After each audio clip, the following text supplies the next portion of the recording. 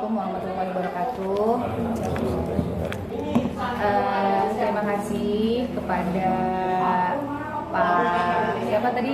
Pak Fauzi sebagai perwakilan dari lembaga perwakilan lembaga seluruh Kabupaten Lebak kali ya? Pak tadi KRL ya.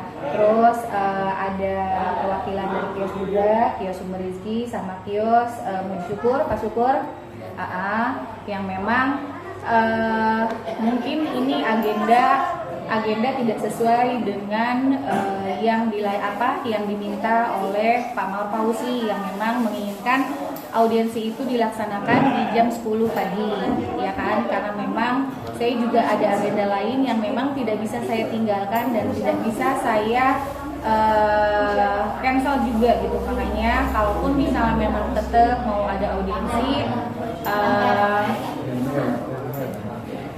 boleh audiensi, tapi mungkin setelah saya selesai di dua kegiatan hari ini ya.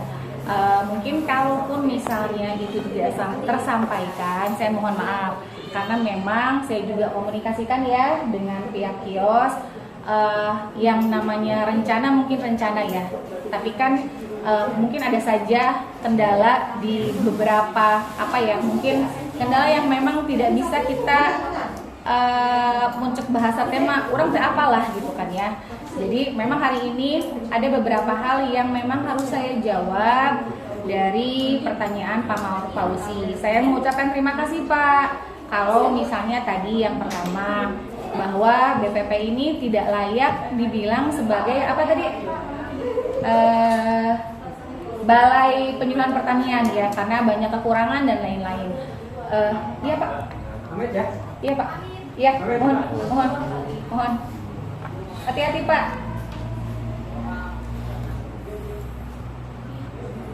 Saya selaku koordinator wilayah yang memang baru beberapa bulan ditugaskan di Karanganyar memohon maaf bila memang dari bapak-bapak ini tidak nyaman atas fasilitas yang ada di BPP Karanganyar. Dari segi tadi katanya tidak ada katam, kalender musim tanam, tidak ada peta, tidak ada yang namanya informasi pupuk subsidi dan lain-lain. Mungkin itu juga menjadi kendala kami di lapangan, bahwa untuk penyajian data seperti itu kami juga membutuhkan biaya. Ya, mangga itu menjadi masukan juga, nggak apa-apa Pak. Saya malah berterima kasih kalaupun misalnya memang BPP harus menyajikan data seperti itu nanti bisa dilayangkan ke dinas. Saya malah senang gitu ya.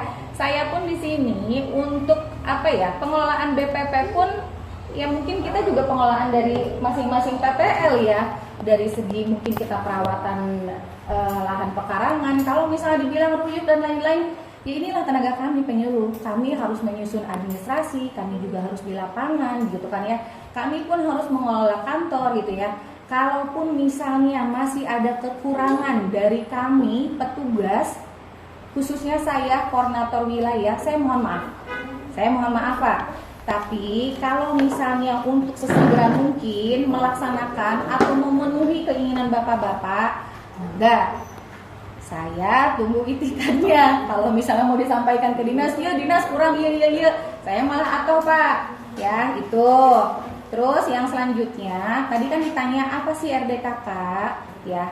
Jadi RDKK itu adalah rencana definitif kebutuhan kelompok.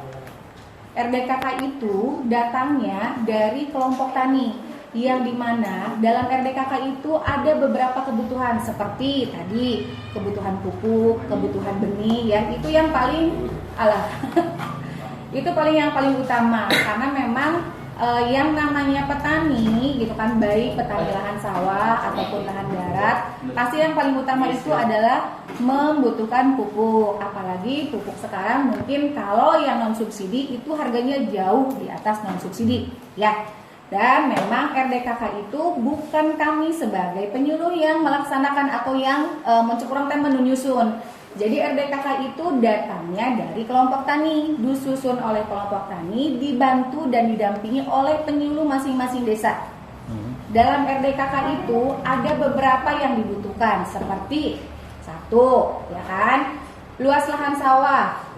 Yang kedua, nama ibu kandung, yang ketiga nama asli, yang keempat nik, yang kelima alamat yang sesuai dengan KTP.